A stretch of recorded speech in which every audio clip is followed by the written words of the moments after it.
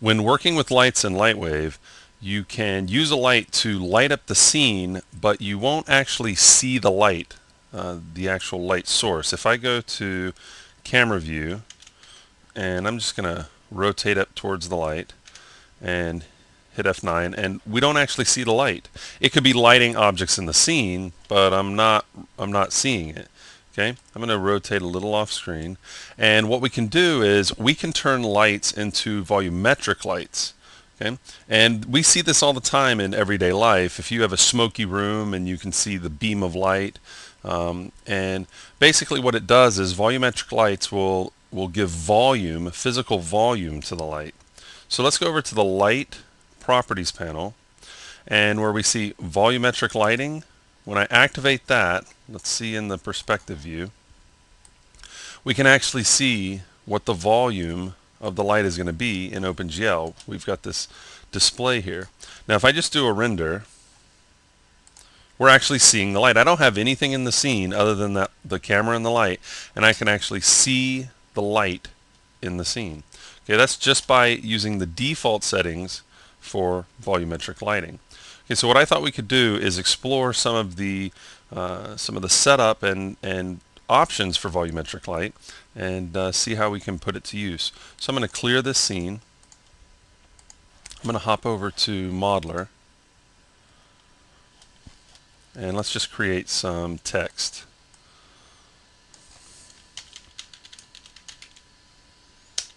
Okay. I'm going to extrude that out, center it, so we've got some 3D text here. I'm going to save it, LightWave logo 001, and send it over to layout. Okay, so we have our light here. I'm going to change the distant light to a spotlight. Okay, we see the rays coming out. That allows us to change the cone angle and kind of get a visual representation of what it's going to be like. But we won't actually see the rays, but we can if we use volumetric light. So I'm just going to position my light a little bit. It would even help if I went into the light view, which is 5 on the keyboard. Okay. And come back here. If I do a render, well, I'm seeing light affect the object, but I'm not seeing the light. So I'm going to go over to Light, Properties, turn on Volumetric, and now I can actually see the light. Now if I really want to dress this up, what I'll do is I'll come over to Shadows, Shadow Type, and choose Shadow Map. Okay, go into Volumetric Light Options, and I'm going to turn on Opacity Cast Shadows. And now we can see that we've got the light rays, but when it hits the object, it's going to cast a shadow, which is going to break up the light pattern there.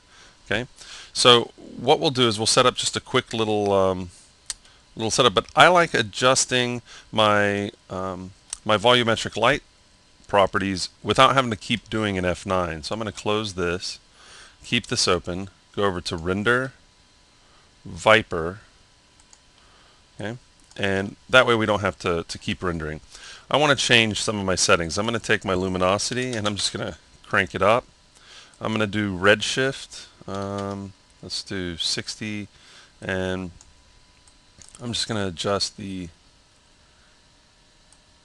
attenuation a little bit. Okay, so let's just go with this. I'm going to go ahead and set up a little animation. So I'll go to the top view, zoom out a little bit. See, we can see the actual volume in OpenGL. I'm going to set the light back here. Just make sure I like what's going on there. I'm actually going to lower it some, rotate it up, go back to my top view. On frame 0, I'm going to rotate off here, and on frame 60, I'm going to rotate off here. So the basic animation is that there's no volumetric light on it. shines across, and then there's no volumetric light. So I'll go to my camera view. Let's take a look. If I open up Viper and if I go to my light, properties, volumetric, we could just do some quick tests. Now if we want to see what it's going to look like, a little preview animation, we can make preview, and it's going frame by frame, just showing where the light is. Now we're not seeing the object, but I can at least see my light properties without having to do full-blown renders. It's already on frame 30. So I use this all the time, especially when we start getting into applying textures to the volumetric light. You're definitely going to want to take advantage of Viper so that you can not waste a lot of time doing rendering. Okay, so now that I have that, I can see the way my little floodlight here is going, my little spotlight is going to work. Okay, I'll just free that preview, and let's go to say frame 45, do a render. See, we can see the streaks coming off the letters. There we go. See the streaks right here and right here. So it's like we put a giant floodlight behind, or a giant spotlight behind our letters, and we're actually able to actually see the streaks off of that. Okay, so that's a quick look at using volumetric lights on a spotlight and having it interact with an object. But we can do a whole lot more with volumetric light. So what I'm going to do is close this down. I'm just going to clear the scene, and let's go see where our distant light is. So I'm just going to move my camera, do something like this. Okay, and I'm going to take my distant light, P for properties, volumetric. Let's open up Viper. There's our distant volumetric light, and I want to start playing with some textures. Okay, so what I'm going to do is I'm going to go to Edit Texture, and let's use a procedural. And I'm going to try ripples, because that's something, that's a volumetric that's a procedural texture that will animate. Okay, so if I were to go to frame 10 and do a render, we can see that those lines are shifting. Okay, I'm going to change my color to white. Actually, I'm going to change it to a lower value so I can get these rings. Okay, and if I were to just start a little preview, make preview, see, we can see that they're moving. I'm not going to go all the way through. I just wanted you to see that they're actually going to be moving, which is pretty cool. So I'm going to free the preview, but I want to add some color to this. So I'm just going to add another layer, and I'm going to add a gradient, and I'm going to have the input parameter affect previous layer. Usually when you work with gradients, always by default the input parameter is previous layer, and usually that doesn't mean anything if there's nothing underneath the layer. But we are going to actually take advantage of previous layer this time, and I'm going to grab some quick RGB values, and every once in a while I'm going to drop it to black. Okay, so we're getting some nice little gaps there, and then I'm going to pick back up with a color, drop it back to black. Okay, maybe even grab and go really bright with this first one. Okay, so we do something like this. Come over to luminosity, go a little brighter, maybe throw a little red shift in there. Okay, and that works for me. And now I'm going to do my preview, and we can see that it's almost like some kind of sci-fi tractor beam. They're gonna abduct somebody with this. So with just a simple procedural texture applied to the volumetric light and a gradient so we can get some nice color, we've now got this little beam that's shooting down. Okay, and we could control the look of it however we want using procedural textures, and of course by changing some of our values here. Now I'm going to go ahead and pause that, free preview.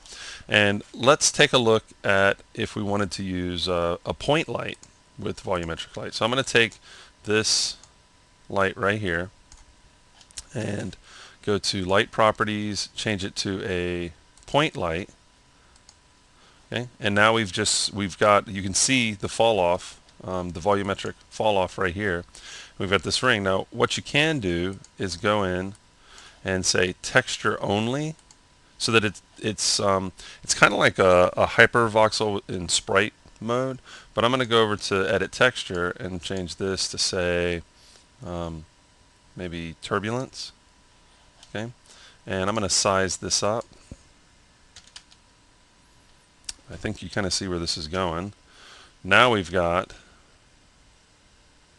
some kind of explosion, or if we size it down a little bit so that we can see, you could make all kind of nebulas and space backdrops with these, but you can also use these along with explosions.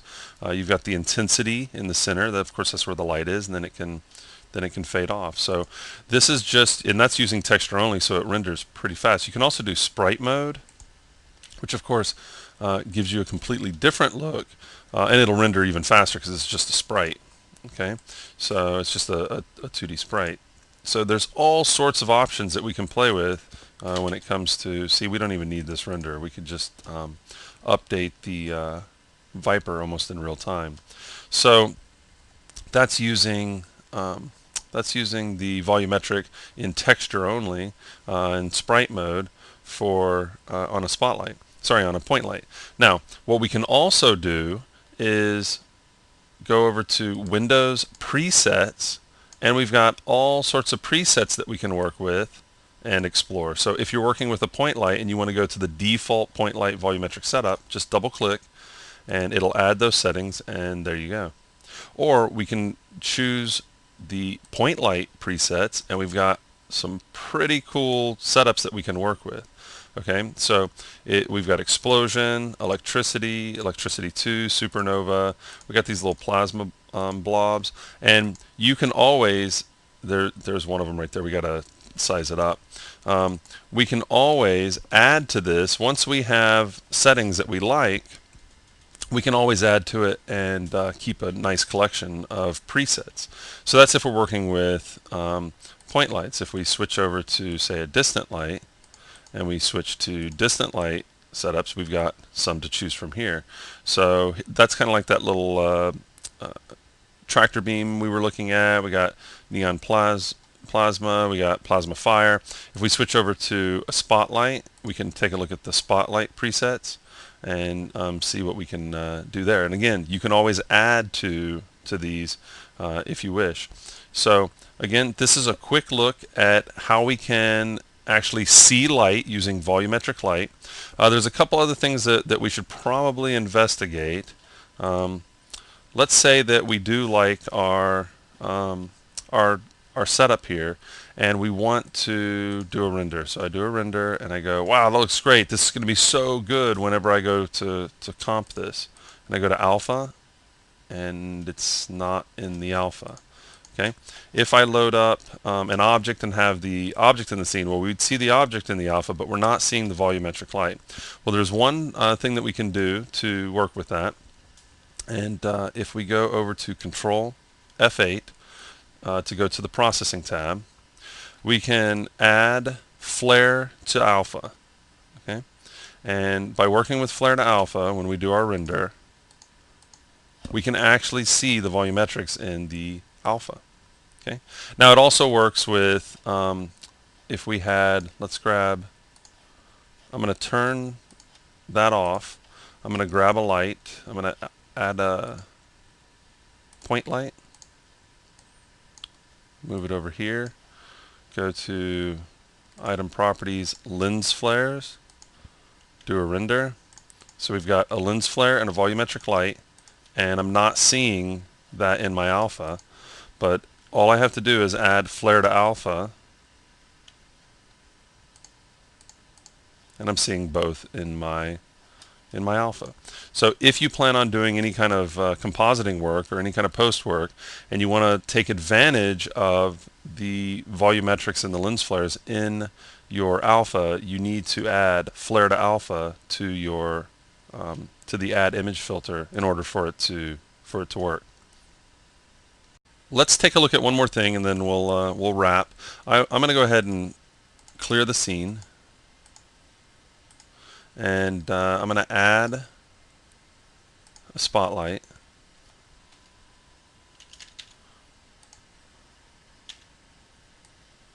Rotate it up. Put it about right here. If I do a render, of course, we don't actually see the light, but if I go to Light, Properties, Volumetric, we see the light. Now, I'm going to back the camera up a bit, just so we can get a better look at this. And I'm looking at that and I'm thinking, yeah, I could use volumetric light and be able to see the light, but I think I can also fake the volumetric light. And sometimes you might want to fake the volumetric light because of render time. If you don't have any objects passing through your volumetric light, there's no reason why you actually need to use a volumetric light, and you could speed up render time in a lot of cases working with actual geometry. So let's just take a quick look at that. I'm going to take that volumetric light and just turn it off. Okay, head over to Modeler, and well, I'm looking at this shape and I'm thinking, I think I know that I can make that fairly fast. So I'm just going to go over to Cone,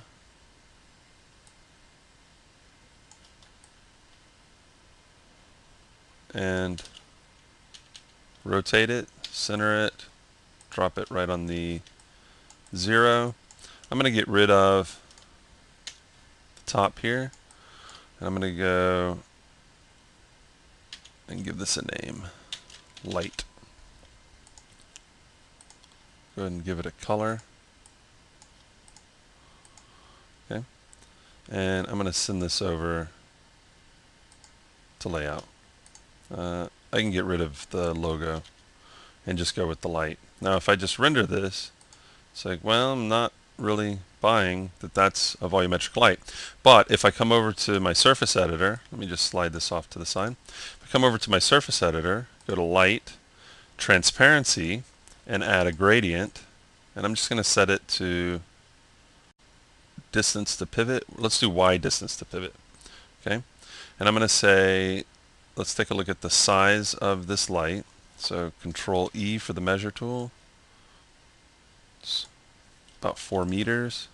That's good to know. So I can change my gradient to 4 meters.